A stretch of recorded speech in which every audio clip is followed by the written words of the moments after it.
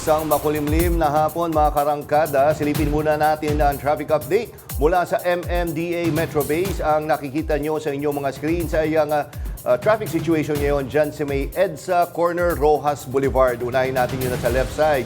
Yung may konting pila ng mga sakyan, yan naman yung galing ng Pasay at papunta ng Coastal Road, papunta ng Parañaque area. Samantala na sa right side ng inyong mga screens, yan yung galing ng Parañaque at papasok ng Pasay. Nakita natin na medyo mahaba ang pila ng mga sakyan dahil rush hour ngayon. So malamang yung dulo niyan or yung ulo ng traffic ay nandyan sa may Malibay area kasi nagkakaroon ng choke point doon kasi may mga nagsasakay ng mga PUVs sa area na yan.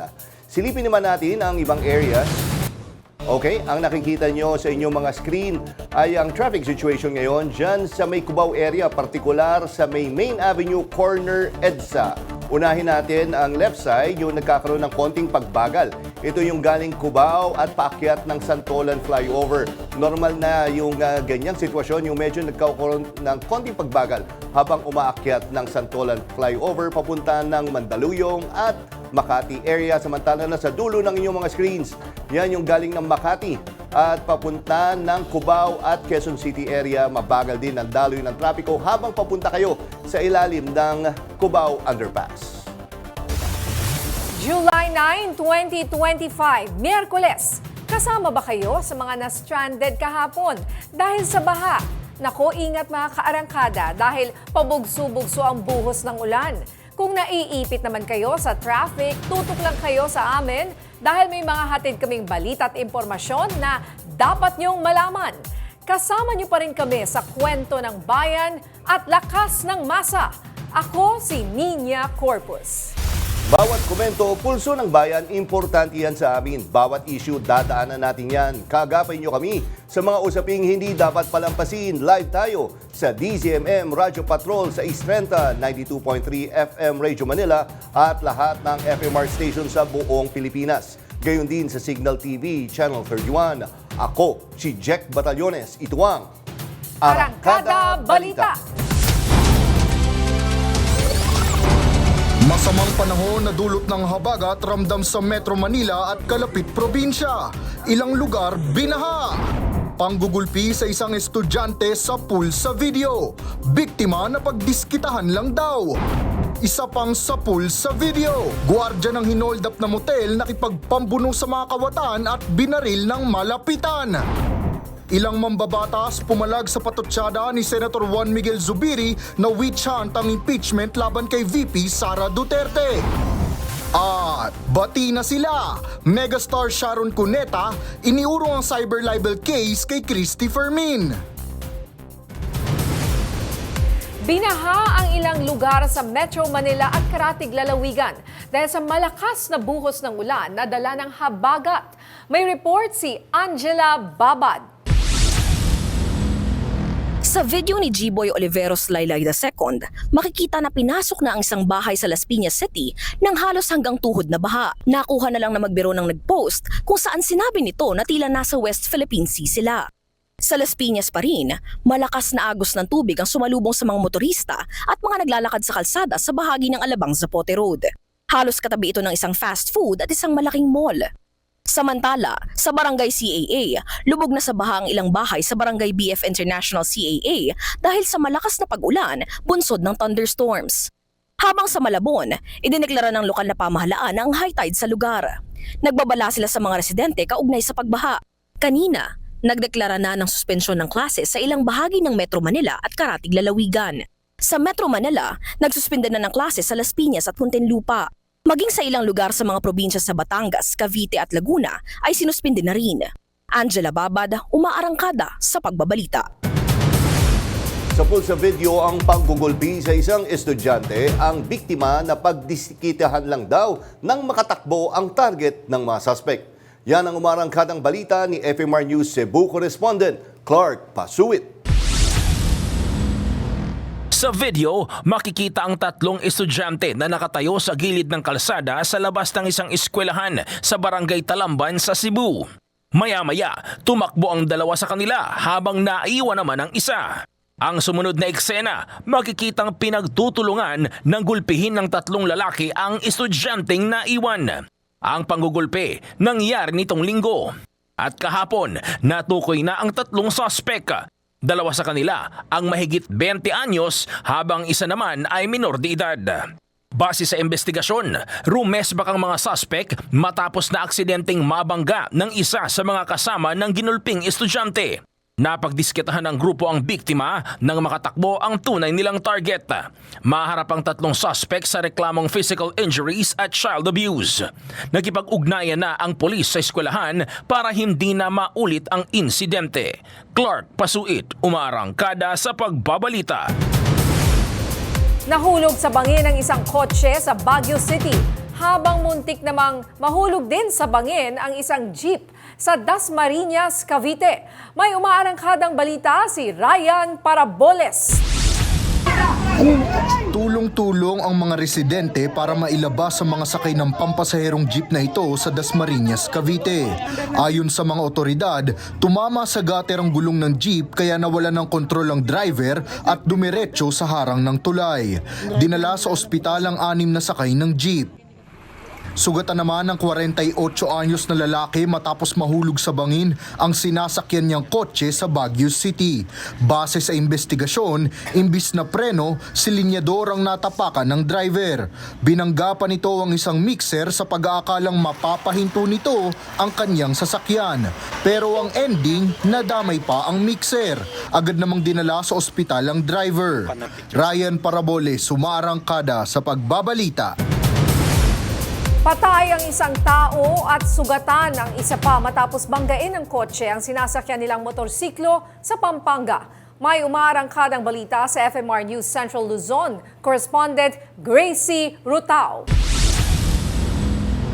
Viral ngayon ang video ng aksidenteng nakunan 10:25 ng gabi noong July 3. Sa post sa CCTV ang pagbangga ng isang kotse sa motorsiklo sa Lubao, Pampanga. Kita sa video na magkaangkas sa motorsiklo na tumawid sa intersection sa Jose Abad Santos Avenue, Santo Tomas, Lubao, Pampanga. Bigla silang nabangga ng isang kotse at sa lakas ng impact, tumilapo ng 2. Isinugod sa ospital ang mga biktima, ngunit idineklarang dead on arrival ang 30 anyos na babaeng backride. Ayon sa Lubao Police, mula Nobyembre 2024 hanggang Hulyo 2025, 8 tao ang nasawi at 33 ang nasugatan sa kahabaan ng Jasa Road, mas mataas kumpara sa nakaraang taon. The most common contributing factors sa mga incidents dito sa kalsada, number 1, yung overspeeding na tinatawag natin. At dahil po na yung overspeeding ay nawawala na po siya ng control, kaya sila ay nadidisgrasya. Kaya't nagdagdag ang LGU ng traffic signs at solar LED road studs. May ordinansa ring nagtatakda ng speed limit na 60 km per hour para sa mga motorsiklo at kotse at 40 km per hour para sa mga truck at bus. Kailangan din ng traffic light na inirequest sa DPWH noong pang 2021. Itong stoplight na to, 'di ba? Sana maibigay niyo sa amin kasi ginawa naman namin yung part namin to support yung funding, yung request ng funding. So ako lang panawagan ko sana sa DP, sana naman ibigay niyo yun. Magpopondo ang LGU ng speed guns at alcohol breath analyzer upang masugpo ang overspeeding at maiwasan ang mga lasing na driver. Kinasuhan na ang nakabanggang driver ng reckless imprudence resulting in homicide at physical injury. Gracie Rutao, umaarangkada sa pagbabalita. Pinagtataga ang 2 babae ng sarili nilang kapatid sa Lake Cebu, South Cotabato. Patay ang isa sa mga biktima matapos tagain sa leeg at kilikili. Critical naman ang kanyang ate matapos tamaan sa ulo at kamay. Base sa investigasyon, sumugod ang lasing na suspect sa bahay ng kanyang mga kapatid. Posibleng away sa lupa ang sanhi ng krimen. Tumakas pa ang lalaki matapos managa pero nahuli rin siya sa follow-up operation. Naharap ang suspect sa reklamong murder at frustrated murder. Nakipag-agawa ng kutsilyo sa hold-upper ang isang gwardya ng isang motel sa Zamboanga City. Malapitan ding binaril ang CQ ng isa pang hold-upper pero nagmintis ito. Nagbabalik si Ryan Paraboles. Nakaidlip ang kaherang yan sa front desk ng isang motel sa Zamboanga City. Maya-maya, may dumating na dalawang lalaki. Ang isang nakahelmet at armado, dumiretso sa kahera at nagdeklara ng hold up. Dito na nagising ang kahera. Wala siyang nagawa kundi hayaang buksan ng kawatan ang kaha. 22,000 pesos ang nakuha nito. Kita ang pagdating ng gwardya habang nangyayari ang holdapan. Sinita ng CQ ang suspect na nasa labas ng motel. Nang makalapit ay nagpambuno sila. Nagpaputok naman ng baril ang isa sa mga holdapper. Napaupo ang gwardya saka naman tumakas sa mga kawatan. Sa video sa loob ng motel, kita ang kahera na nagtago sa ilalim ng lamesa. Habang ang pinapaputok ang gwardya, nakabangon pa dahil nagmintis pala ang holdapper. Hindi tinamaan ang CQ.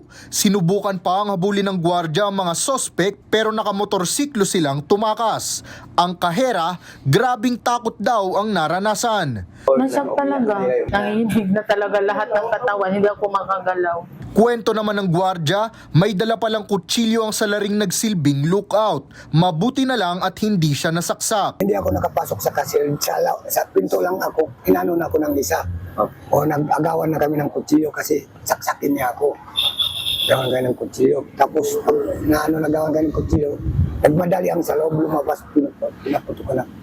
Ang paputok sa akin yun, yung parang nawala ko ng malay ba. Sa awa ng Diyos, hindi ko nataman.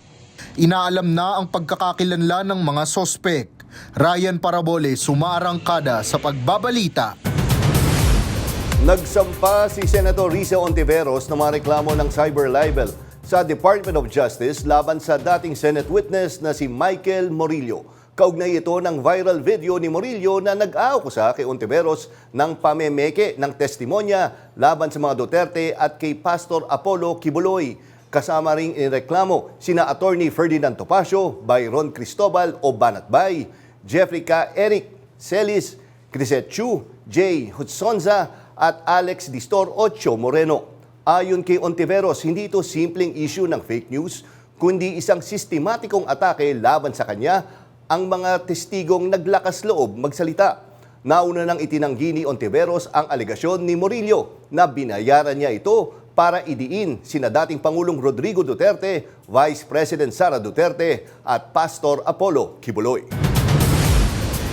Bawal ang mala-sardinas na siksikan sa mga pampublikong sasakyan. Ito ang paalala ng Land Transportation Franchising and Regulatory Board kasunod ng puna ng Transportation Department kaugnay sa punuan ng mga jeepney, bus at UV Express. May panukala na ring ipagbawal na ang pag-iingay sa mga pampublikong sasakyan. Narito ang report ni Cherubim Ganaden. Karaniwang reklamo ng mga pasahero ng pampublikong sasakyan ang siksikan na tao. Madalas kasi ay pinipilit pa ng mga driver o konduktor ng higit pa sa kapasidad ng sasakyan. Ayon sa LTFRB, posibleng mawalan ng prangkisa ang mahuhuli nilang pampublikong sasakyan na ganito ang sitwasyon. Nasa ilalim ng ibinigay na prangkisa, ang dami lang ng pwedeng isakay sa loob ng kanilang sasakyan. Sinabi ni LTFRB Chairperson Chofilo Guadis III na tututukan nila ito para matiyak na hindi malasardinas ang mga tao sa loob ng pampublikong sasakyan. Samantala, iminumungkahi naman ng isang transport company representative sa Department of Transportation na ipagbawal na ang pag-iingay sa mga pampublikong sasakyan. Kasunod ito ng insidente sa isang bus kung saan isang person with disability ang nangagat ng konduktor matapos maingayan sa isang batang kapwa niya pasahero. Ayon kay Metrolink Bus Company Senior Consultant Richie Manuel, maaaring nairita ang PWD dahil sa ingay mula sa cellphone ng bata at nang tinangka siyang awatin ng konduktor ay ito ang napagbalingan. Sabi pa ni Manuel na panahon na para maglabas ng utos ang DOTR para mapanatiling tahimik ang loob ng public utility vehicles para maging mapayapa ang biyahe ng mga commuter. Nakipagpulong na ang Metrolink sa transport authorities para humiling ng pagsasanay sa pagtugon sa mga insidenteng katulad ng nangyari sa PWD.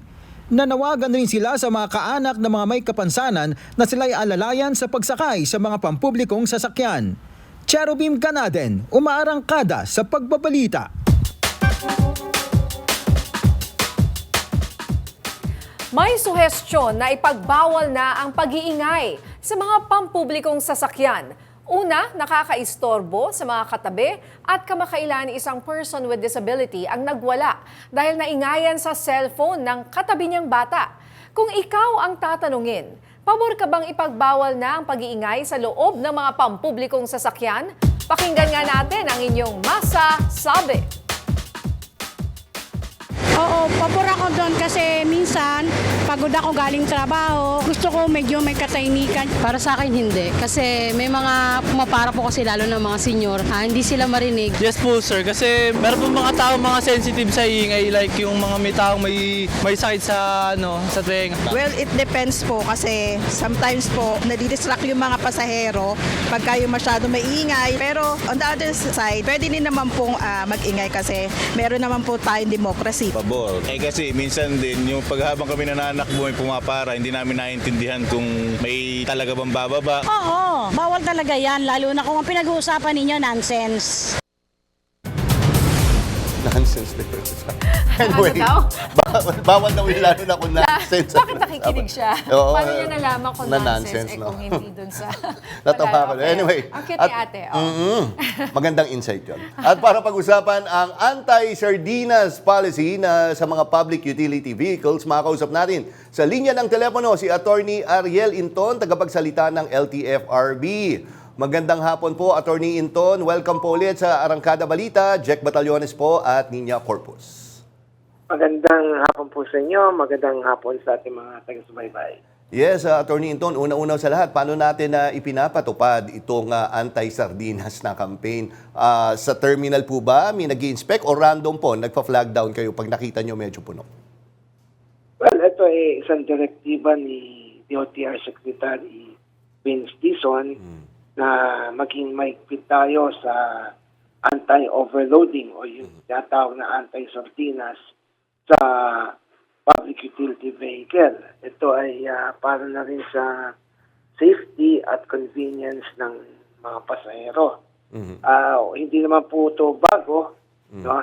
Ngunit ayon nga kay LTFRB Chairperson Atty. Jojo Guadis, this remind all public utility vehicle operators and drivers to strictly adhere to and comply with the allowable passenger capacity of their PUV.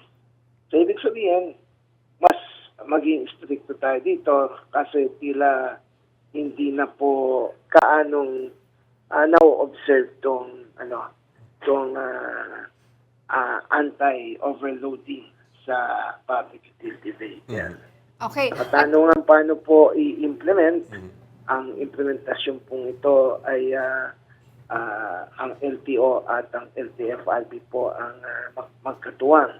Kung saan po i-implement, yan, sa terminal, yan po ay titingnan at maging sa on the streets, no? At titingnan din po yan. Sa tingin po natin, kapag sa terminal po kasi hindi ganun ng problema dahil sa terminal po, kontrolado sitwasyon kapag puno na ang sasakyan ay bumabiyahe na. Ang nagiging problema on the road, katulad kunyari sa mga traditional na jeepney na may mga pasahero na nais makauna, maka-uwi o kagad, makasakay, sasabit na lang. At yun, bawal po yun kasi ang pagsabit ay overloading. Kaya nga po. Okay. May isa pa po, yung pinag-uusapan nga natin kanina, may mga nag-react. Bawal na raw yung maingay daw sa loob ng mga pampublikong sasakyan. So ano po ang masasabi niyo po dito? Pwede nyo po ba i-consider? Kasi nga, di ba? Pwede nga naman. May mga nagsasuggest, parang sa Japan. Yan isang suggestion at siguro ang tingnan natin kung ano po ang magiging kapasyan ng ating pong mga policymakers sa departamento. Ngunit kung pwede natin maging basihan, nung tayo ay high school, no? Hindi matagal-tagal naman. Oo nga po. Hindi kami sasakay kung walang stereo yung sasakyan eh. Oo nga po, lalo na yung mga biyahe na Kogyo, yung mga patok, ang iingay po niyan. Nawala po yun dahil marami nagreklamo na... Hindi naririnig, attorney, pagpapara, sobrang lakas ng sound. At saka delikado rin ata yan eh. Kahit sa labas. Di mo maririnig pag may nangyayari na around you. Baka may, di ba, may commotion, may babangga sa'yo or what. Saka yung ingay naman, hindi. Kasi kanina narinig ko nga po yung mga komento ng mga na-interview. Hindi porke bawal maingay, ay bawal ka na magsalita sa... Hindi naman yung magsalita. Hindi naman po, ganun. Oo. Hindi naman library yun sinakyan. Ang maingay ay yung kumbaga, may epekto na sa kapwa mo pasahero. Yan. It's already inconvenient. No? Kung sigaw ka ng sigaw, gano'n, at nagmumura ka, o maingay na meron kang dalang gadget na pinapatunog mo, na nakakaabala, yan, yun. Pero hindi porke bawal maingay, bawal ka na magsalita. Oo nga po. Yung kumanta. Kumanta. Dapat maganda boses. Dapat maganda boses. Baka masabihan ka, wala ring sense. Ay, attorney, sorry babalik lang ako doon sa anti-overloading partner. Napapansin ko meron pa rin mga sumasabit Yun ba? Bawal ba yan? Or pwede naman basta nakapasok yung ulo mo sa loob ng jeep? Ganon? Meron ganon. Nakasabit, papasok ka na ganon. Pagka nakasabit, ibig sabihin, in-excess ka na sa maximum seating capacity. So overloading na po yun. Overloading na yun. Kasi dahil sa maximum seating capacity. Ngayon, Kaso hindi yung mapigilan minsan. Hello? Hindi po, kunyari yung driver, hindi daw niya sila mapaalis doon. Dahil pag kailan paalis, sasabit na. Oo, sasabit sila. So, papaano ba yan? Yung mga pasaway po, hindi naman mabantayan ng driver. Nagda-drive siya. Mga pasaway na pasahero, hindi naman sila yung tatanggalan ng prangkisa. Hindi sila yung mamumultahan. Pero, kinakailangan din naman yung mga pasahero mag-cooperate dahil kung may malasakit sila dun sa driver o sa kapwa nila pasahero, kailangan sumunod. Meron pong ibang driver o sige, sumabit ka, hindi tayo aalis dito hanggang dito bababa. At yung mga pasahero, yung mga kapwa pasahero, pakikiusapan na siya. Kasi delikado rin kasi para sa kanya nakasabit siya. Opo. Kaya siguro on this note, meron din nagtanong, yung bang nakatayo, pwede. Po yun. Kapag meron po kasing tinatawag na yung standing. Yan ay pinapayagan po sa mga modern jeep. Modern jeep, pwede. Pwede, mataas yung ceiling. May limitasyon. Ang limitasyon po niyan, ayon po sa Department Order 2023-022, they should not exceed 5 persons per square meter of the available standing space. So, sa 1 metro kwadrado hanggang 5 tao lang. Okay. Sige. So, ibig sabihin, hindi ka pwedeng sardinas ng dapat may space na komportable yung pasahero. At ito naman para sa mga pasahero dahil kapag sobra-sobra, kung aircon yan, hindi nakakayan. Oo nga po, tapos dikit-dikit siya awkward din sa mga babae. Alam mo, hindi masabi ng mga babae. Ayaw nila yung dikit-dikit. Okay, attorney, maraming salamat po sa malinaw na paliwanag nyo tungkol dito sa Anti-Sardinas Campaign. Maraming salamat po sa inyong oras at mabuhay po kayo, sir. At ingat po, attorney. Salamat. Paiigtingin pa ng pamahalaan ang pamamahagi ng mga patient transport vehicle sa ilang lugar ngayong linggo para mas mapalakas pa ang access sa maayos at mabilis na medical mobility sa bansa. Mismong si Pangulong Ferdinand R. Marcos Jr. ang mangunguna sa pamimigay ng ambulansya katuwang ang Philippine Charity Sweepstakes Office. Ang mga PTV ay may kasama ng stretcher, oxygen tank at blood pressure monitor. Dinisenyo ang mga ito para makatakbo, maging sa makikitid na daan at sa malalayong lugar.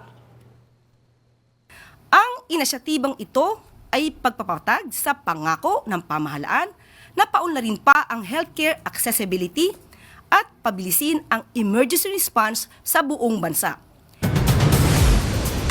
Iniimbestigahan na ng Korte Suprema ang impormasyong may isang taong konektado sa kaso ng mga nawawalang sabongero ang nagtangka umanong impluwensyahan ang ilang miyembro ng hudikatura.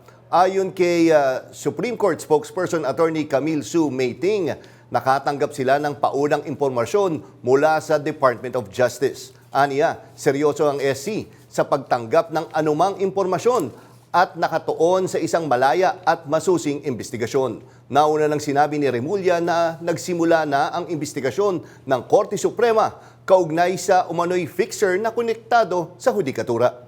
Ayon kay Julie Dondon Patidongan, ang nasabing fixer na dating hukom ay may mataas na posisyon ngayon sa Philippine Charity Sweepstakes Office at patuloy umanong pinoprotektahan ang ilang matataas na opisyal. Ipagbawal ang online gambling ayon kay Manila 6th District Representative Benny Abante. Isa ito sa mga priority bills na ihahain niya ngayong 20th Congress. Ayon kay Abante, ihahain niya ang panukalang batas na ganap ipagbawal ang lahat ng uri ng online gambling at hihilingin sa PAGCOR na bawiin ang prangkisa ng mga ito. Bukod kay Abante, marami ng mambabatas sa Kamara at Senado ang naghain ng kanilang panukalang batas na higpitan o ipagbawal ang online gambling.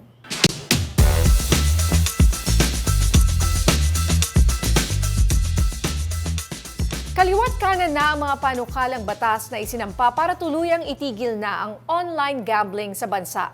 Ang pinakahuli, si Manila 6th District Congressman Benny Abante, na isinusulong ang ban sa online gambling sa bansa. At live via Zoom, makakausap natin si Congressman Benny Abante. Magandang hapon po, Congressman Abante, at welcome po ulit sa Arangkada Balita.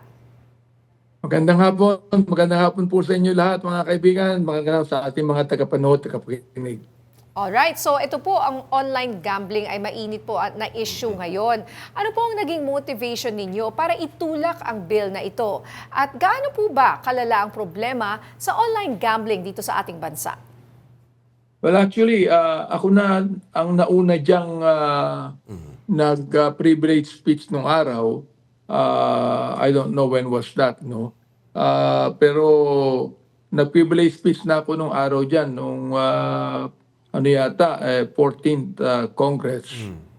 Sapagkat nagsimula yung isabong na yan dito sa akin distrito, sa 6th District of Manila, Santa Ana. No?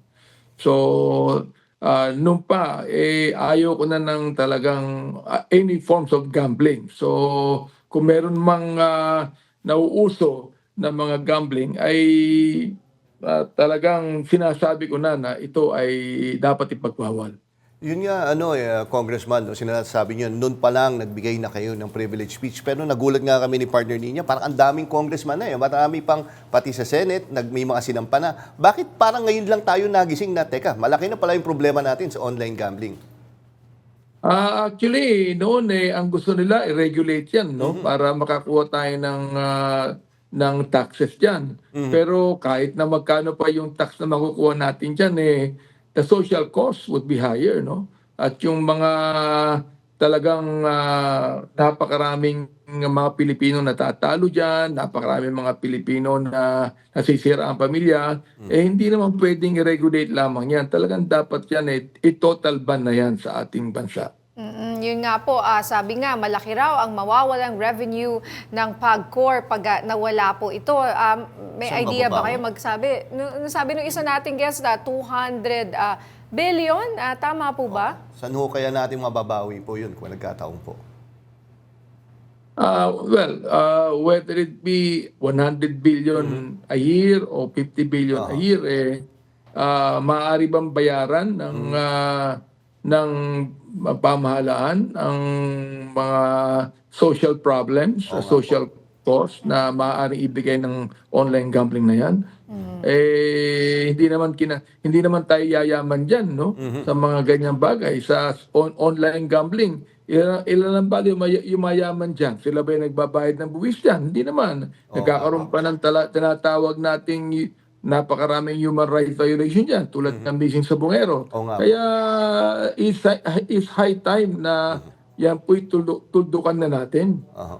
And Congressman, no, may mga nagsasabi din, pag ginawa mong total ban, partner ninyo, natatanong mo yung sinagot na, pag tinotal ban mo yung, yung online gambling, magtatago lang sila underground. So baka mas mahirap sila matunton. Kaya yung iba ay sinasabi i-regulate lang. Pero kayo po, tinutulak nyo ay total ban. Hindi ho kaya yun nga mangyari? Magtatago lang, mag-splinter sila sa maliliit na mga sindikato? Actually, yung wedding nga, nagkaroon tayo ng tinatawag nating, pinalitan po yan ng gobyerno, no? Para mawala ang wedding. Nawala ba ang wedding? Hindi naman po nawala ang wedding sa Pilipinas. Dito sa Luzon, wedding. Sa Visayas at Mindanao, Masyao. Hindi rin po na nawala yan eh. Kailanman hindi mawawala yan. I mean, gambling will always resort to cheating and corruption. At it will resort to the breakup of many families. Alam natin na may mga pagkakataon na talagang ang mga tao mahirap disipinahin dyan. Pero I think it's high time for us to really discipline our people on that. No? Kailangan ng political will tungkol dyan. Opo, agree po, no? Pwede niyo po ba kaming bigyan ng istorya or baka may na-receive po kayong report tungkol sa mga sinasabi nga po natin mga buhay na nasisira, mga pamilya, nasisira ang buhay, pati mga estudyante, no? Na nasisira ang kinabukasan, no? Dahil po sa online gambling. Yeah, in fact, ako ay konsehan noong 1992 ako po yung nagpasara ng High Alay dito sa Maynila.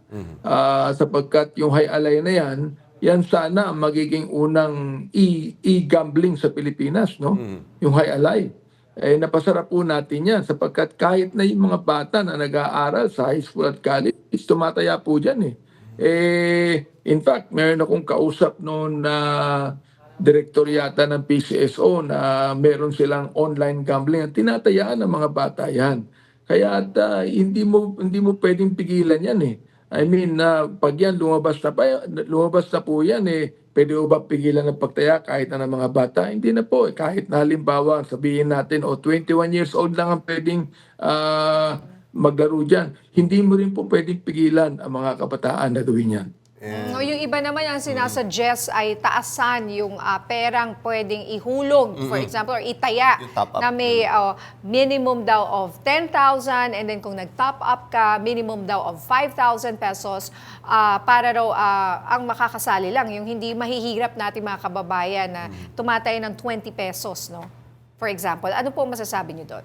Whether it be taasan natin ang magiging taya ng mga tao dyan, still, we cannot discount the fact na maraming nasisirang pamilya, marami din matatalo dyan.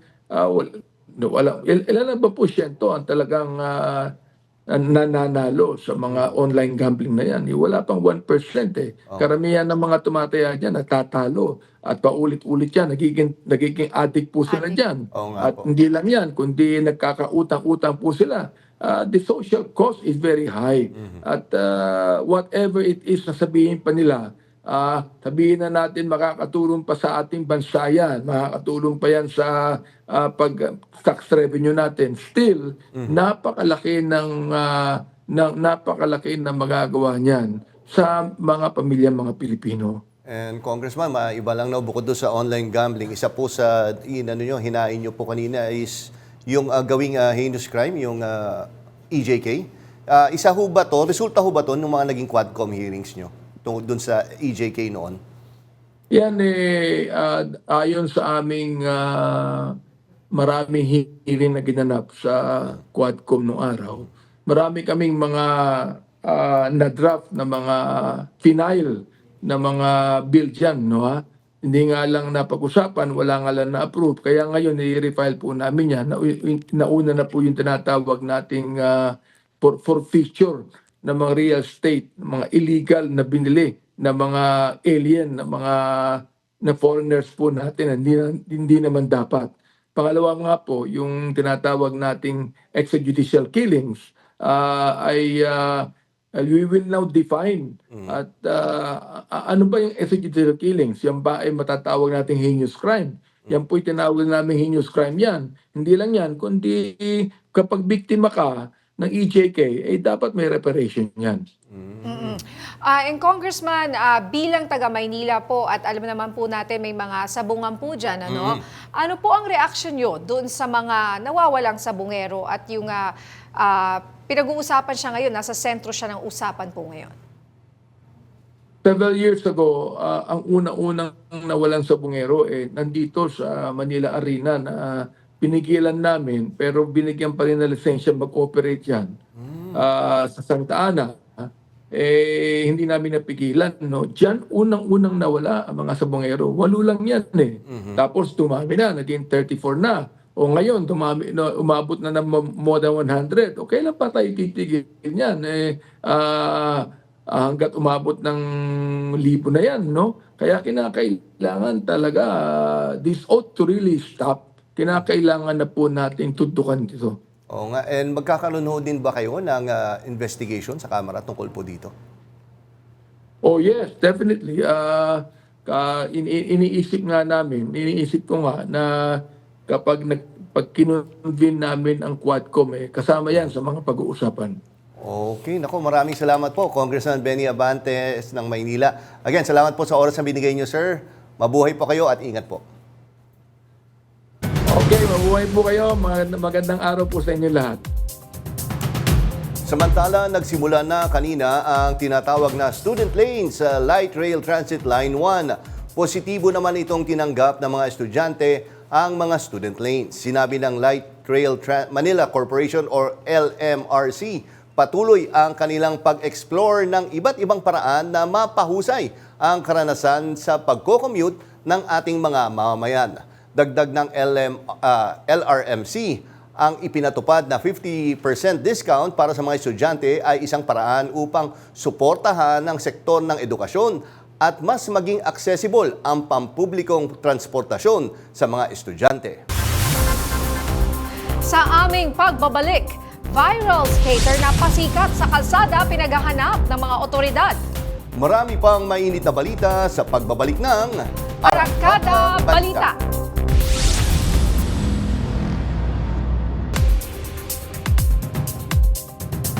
Pinangunahan ni Leyte 1st District Representative Ferdinand Martin Romualdez ang pagtitipon ng mga miyembro ng Kamara sa Region 3 at 4. Ito ay para pagtibayin ang suporta sa bagong Pilipinas Agenda at Legislative Roadmap ni Pangulong Ferdinand Marcos Jr. para sa 20th Congress. Yan ang umarangkadang balita ni FMR News Senior Correspondent Willie Delgado Jr. That's why I also invited. Sa pulong ng mga mambabata sa Region 3 at 4, nanawagan si Leyte 1st District Representative Martin Romualdez na magkaisa sa likod ng mga polisiya ng Pangulong Ferdinand Marcos Jr. na ilalatag ng buo sa kanyang State of the Nation Address sa July 28. Iprinisinta rin niya ang 20 House Bills na kanyang inihain bilang bahagi ng isang malawakang reforma. Ayon kay Romualdez, ang mga bills na ito ay sumusuporta hindi lamang sa vision ng Pangulo kundi tugon din ito sa totoong pangangailangan ng taong bayan mula food security, kalusugan, edukasyon, digital governance, paggawa, hanggang pambansang seguridad. Ayon kay Romualdez, trabaho ng Kongreso na matiyak na umaabot ang pambansang kaunlaran sa bawat distrito, barangay, at bawat Pilipino. Nagsisimula ito sa pakikinig sa mamamayan sa kanilang mga alalahanin at pangarap para sa mga lalawigan. Tiniyak din ni Romualdez na gagamitin ng Kamara ang oversight powers nito para matutukan na maayos ang pagpapatupad ng mga pambansang programa at tiyaking nakaakma ito sa pangangailangan ng rehiyon. Tiniyak din niya na isasama ang mga pangangailangan ng gitna at katimugang Luzon sa pambansang agenda. Ayon kay Romualdez, ang mga panukalang ito ay konkretong hakbang para palakasin ang kabuhayan ng mga magsasaka, estudyante, manggagawa, senior citizens at maliit na negosyante. Ipapasa ang mga ito sa House Majority Block bilang bahagi ng Legislative Priority Agenda sa pagbubukas ng regular session ng 20th Congress sa July 28, kasabay ng sona ng Pangulong Marcos. Nagpahayag naman ng suporta sina dating Pangulong Gloria Arroyo at iba pang House members at tiniyak ang kanilang kahandaang magtulungan. Willie Delgado Jr. umaarangkada sa pagbabalita. Isang political posturing or pagtatangkang magpakitang tao sa politika ang resolusyong layong ibalik sa bansa si dating Pangulong Rodrigo Duterte mula sa The Hague. Ito ang inihayag ni mamamayang Liberal Party List Representative Leila de Lima bilang reaksyon sa inihaing resolusyon ni Senator Robin Padilla. Kabilang sa mga lumagda sa nasabing resolusyon, sina Senators Bongo at Ronald Bato de la Rosa. Ayon kay De Lima, wala namang kapangyarihan ang ating pamahalaan sa pagpapabalik sa bansa kay Duterte. Dagdag pa ni De Lima, may jurisdiksyon ng ICC sa mga kasong may kaugnayan sa crimes against humanity at inaresto si Duterte sa legal at tamang paraan. Walang witch hunt sa impeachment ni Vice President Sara Duterte ayon kay mamamayang Liberal Party List Representative Leila de Lima. Samantala, ilang mambabatas pa ang pumalag sa patutsada ni Senator Juan Miguel Zubiri na witch hunt ang impeachment. Narito ang umaarangkadang balita ni Angela Babad. Tsaka ilang beses na yan nadidil. Iginiit ni ML Party List Representative Leila de Lima na hindi witch hunt o pag-uusig na walang basihan ang impeachment complaint laban kay Vice President Sara Duterte dahil meron itong batayan. Reaksyon nito ni de Lima sa pahayag ni Senator Mig Zubiri na witch hunt ang impeachment complaint laban sa Vice Presidente dahil nais ng ilang tao na maalis siya sa pwesto at wala ng kalaban sa 2028 presidential elections. Ayon kay de Lima, may batayan ng mga reklamo kay VP Sara kaya siya na-impeach. Kung wala aniyang batayan, hindi dapat siya na-impeach at hindi sana isinumite sa Senado ang articles of impeachment. Kung witch hunt lang din anya ang pag-uusapan, siya umano ang tunay na nakaranas niyan noong panahon ng administrasyong Duterte. Nanindigan naman ang ilang kongresista na hindi witch hunt ang pagsulong sa impeachment complaint laban sa Vice Presidente. Tanong ni ACT Party List Representative Antonio Tino, kung witch hunt ang impeachment ni Vice President Sara Duterte, sino ang mangkukulam? Ayon naman kay Kabataan Representative Raul Manuel, gusto lamang nilang malaman kung saan napunta ang confidential funds. Anya, dapat simulan na ang impeachment trial dahil pera ng bayan ang nagamit. Nauna nang sinabi ni House Impeachment Prosecutor Lawrence Defensor na may hawak silang batayan at malakas na ebidensya. Sinabi naman ni Bicol Saro Party List Representative Terry Didon na imbis na witch hunt, ito'y aniyay laban para sa katotohanan, transparency at accountability. Angela Babad, umaarangkada sa pagbabalita. Tinawag na witch hunt ni Senator Mig Zubiri ang impeachment trial ni Vice President Sara Duterte na hanggang ngayon ay nakatenga pa rin. Maraming mambabatas ang nagulat sa sinabi ng senador. Isa si ACT Teachers Party List Representative Antonio Tino sa mga nag-react nang marinig ito. Aniya, kung witch hunt, sino ang witch o mangkukulam? At para pag-usapan ang sinasabing witch hunt, makausap natin sa linya ng telepono si Congressman Antonio Tino. Magandang gabi po. Congressman Tino, welcome po ulit sa Arangkada Balita. Jack Batallones po at Nina Corpus. Hi Jack and Nino, magandang hapon po sa inyo at sa ating mga tagapakinig. Yes, so Congressman, dun nga, sa witch hunt, sino nga ba yung mangkukulam dito sa usaping ito? Well, hindi naman po usapin ng mangkukulam. So tama po yung sinabi sa mga report nyo, no, na hindi witch hunt. Kasi ang ibig sabihin nun ay walang basis na pangapi o pang-uusig sa isang, in this case, isang official, mataas na official ng gobyerno. So ang punto natin, napakalinaw ng batayan. No? Kaya hindi masasabing may witch hunt. Malinaw po yung batayan na may ginamit ng hindi tama sa confidential fund. No? Hindi lang po yung 125 million na winaldas in 11 days, kung hindi 612.5 million po sa kabuuan yan na confidential funds, both ng Office of the Vice President at saka ng Department of Education. Hindi pa po napapaliwanag kung saan napunta ang pondong ito at may mga indikasyon na, may mga ebidensya na lumabas na ginamit ito ng, sa hindi tama, no? Hindi alinsunod sa guidelines for confidential fund. Pangalawang malinaw din, na nag-submit ng falsipikadong mga accomplishment reports si Vice President Sara sa COA.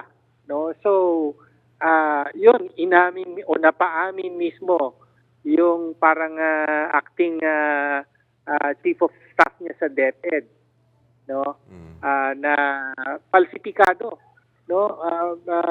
Kumbaga, inimbento yung accomplishment reports. No? May mga activities na ginawa raw na pinanggamitan ng confidential fund pero napaamin, yan yung mga seminar daw sa AFP, pero napaamin kaharap ng AFP na hindi na ginamit ang confidential fund para doon.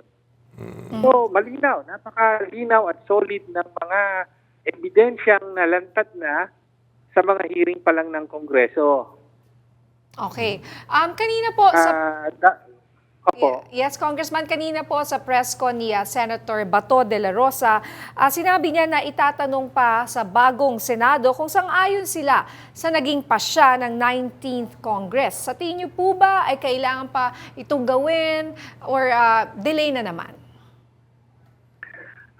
Malinaw po na delay, no? Kasi sa Constitution po, pagka meron ng impeachment, articles of impeachment na ipinasa ang Kongreso sa Senado, ang sabi po ron, sisimulan kagyat, di ba? Yan na nga yung forthwith, no? Shall begin the trial forthwith, na yung impeachment trial, kailangan kagyat na simulan na. So, ibig sabihin nun, wala na pong debate, wala na pong mga pagbobotohan pa kung itutuloy ba o hindi, and so on and so forth. No? So talagang malinaw na labag na sa konstitusyon ang ginagawang pagdidribble at pagdidelay ng Senate na noong nakaraan nasa pamumuno ni Senate President Chis Escudero, no? O hanggang sa ngayon naman, ito pa rin ang Senate President. So may problema na po yan. And lumipat naman tayo, partner, lipat naman ako ng issue, no? Yung tungkol sa Prime Water, kasi alam ko may final kayo ng resolution na kanselahin yung joint agreements between local water districts at Prime Water. Bakit po kailangan kanselahin? Hindi pala talaga pinag-uusapan dito ay franchise, no? Talagang yung agreement po ang kinakancel natin dito. Joint venture agreement. Opo. Nakikita na po natin yung pattern, no? All over the country. Merong at least 77 na mga joint venture ang agreements ang Prime Water sa mga local water districts sa Luzon, Visayas, Mindanao. At ang common pattern na rito ay pag pumasok ang Prime Water, tataas yung presyo na sinisingil sa mga consumer pero bagsak ang serbisyo. So kadalasan, ang karanasan ay di available ang tubig, walang tubig, hindi available 24 hours o kaya madumi yung tubig, no? So low quality. So yan po ang basis ng pag-file natin ng resolution, no? Maraming mga mamamayan na mismo, citizens, along with mga local government officials, sila na mismo ang kumikilos para in one way or other ay i-terminate yung mga agreements with Prime Water dahil nga sa palpak sa serbisyo. Okay, Congressman, totoo po ba na dumami ang joint ventures daw noong 2019 between LUA, ay ito nga isang attached agency ng DPWH, nung kalihim noon si Senator Mark Villar? Tama po yun. No? So lumalabas na yung malaking bulto nung 77 or so joint venture agreements ay naaprubahan o nagkasarahan nung panahon na yung LUA ay nasa ilalim ng gilipat sa DPWH at ang kalihim nun ay si Senator Villar. No? So, isa pang issue na gusto rin nating mas palalimin yan through the House resolution, yung conflict of interest. No? Yes, malinaw na may conflict of interest kung ikaw ang kalihim tapos yung isang ahensya na nasa ilalim ng pangangisiwa mo ang kasama sa nag-a-approve ng mga agreements sa kumpanyang pag-aari ng pamilya niya. So yun nga, no, Congressman, nangyari is, kumbaga matagal na yung problema sa serbisyo ng Prime Water. So mas dumami pa yung mga agreements, joint agreements in 2019? Mas lumawak pa? Yun ang, initially, before 2019 ay hindi pa ganun karami. No? Parang, if I remember correctly, something like 16 agreements lang, tapos lumobo yan to 77. Sa ilalim ng Duterte administration. To 77. Wow, ang laki ng tinalon po talaga. No? Okay. 61. Opo. Yun na. 661. Hindi, kumbaga Akala 16 ko galing to mo naman sa 77. math part. Hindi, inad ko eh. Minus ko na lang eh. Parang 16. So, dati 16, naging 77. Oo, Malaki po yung jump. Oo nga, kaya nga po. Again, ako, Congressman, maraming salamat po sa inyong oras na binigay dito sa Arangkada Balita at sa maliwanag na inyong mga kumbaga, insights tungkol sa mga issue na yan. Salamat po, Salamat Congressman. Mabuhay po kayo at ingat po. Thank you. Okay. Hindi namumulitika kung hindi umaaksyon at hindi raw nagbabakasyon si Pangulong Ferdinand Marcos Jr. Yan ang sagot ng Malacanang kay Vice President Sara Duterte na sinabing manalamin si Pangulong Marcos tuwing sinambit ang kanyang panawagan na iwasan na ang pamumulitika. Ayon kay Palace Press Officer Claire Castro, wala sa oras ng Pangulo ang pamumulitika. Patunay ang pamamahagi ng ambulansya sa mga lokal na pamahalaan ngayong araw at pamimigay ng laboratorio at makinarya sa mga magsasaka sa Nueva Ecija. At nag-abot din tulong kabuhayan sa mga mangingisda sa General Santos City. Buwelta ng Malacanang kung nagtatrabaho sa Pilipinas si Pangulong Ferdinand Marcos Jr., nasaan naman si Vice President Sara Duterte, kundi nasa Netherlands. Tama naman po na ang bawat tao, lalong-lalo na po ang public servant, ay dapat nananalamin at ina-assess niya yung sarili niya kung siya ba'y nagtatrabaho, namumulitika o nagbabakasyon lang. Sa ngayon po ba ay nasaan si VP Sara o si Pangulong, si Vice Presidente nung yan ay sinabi niya? Nasaan po ba siya ngayon? The Hague. Okay, at ang ating pagkakaalam hanggang kailan po siya doon? Hanggang July 23. So, yun lamang po. Tandaan po natin, ang Pangulo po, aksyon, aksyon, hindi bakasyon. Viral ang video ng isang skater boy na nagpapakitang gilas sa main road sa Davao City. Bawal po yan, huwag niyong gagayahin. No? Sa video, walang takot na nagpaggewang-gewang at tila nagpapasikat ang lalaking yan sa bahagi ng Shrine Hills Road sa Barangay Matina Crossing. Hindi kinakabahan kahit malalaking sasakyan ang nasa kabilang linya. Sa isa pang punto, lumipat siya ng lane. Higit 1 minuto siyang nag-skateboard sa kalsada. Ang video na yan inulan ng batikos online. Ayon sa Davao City Police, ipinagbabawal ang pag-skateboard sa mga pangunahing kalsada. Inaalam na nila kung sino ang nasa video na ito. Sumali na lang siya sa Olympics. Kaya nga no, sa pabibuhan. Sa public, Oo, yung siya anong papansin or di ba? Pero yun nga. Magaling Oo, magaling, di ba? Pero Meron tayo, di ba? nakakatakot. Meron tayong si Didal yata. I forgot Oo, to siya, si Marjeline Didal. Gamitin niya sa mabuti. Yun, dapat. At saka, pwede ka kasi makapahamak ng ibang tao dyan. Gamitin niya sa mabuti, yung skills niya. Bilang sarili mo.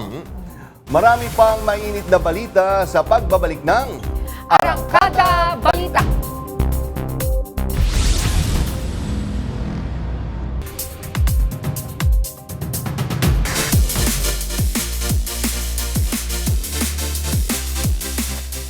Ipinasilip ni pambansang kamao Manny Pacquiao ang training niya para sa nalalapit na laban kay American boxer na si Mario Barrios. Wala pa rin kupas ang bilis ni Pacman, ipinakita niya ang pagsuntok sa mitts, punching bag at speedball.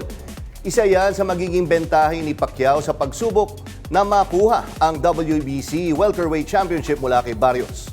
Buong bayad, todo suporta ang sa ating pambansang kamao. Mapapanood sa Free TV ang bakbakang Pacquiao Barrios sa July 20, Linggo dito sa Pilipinas.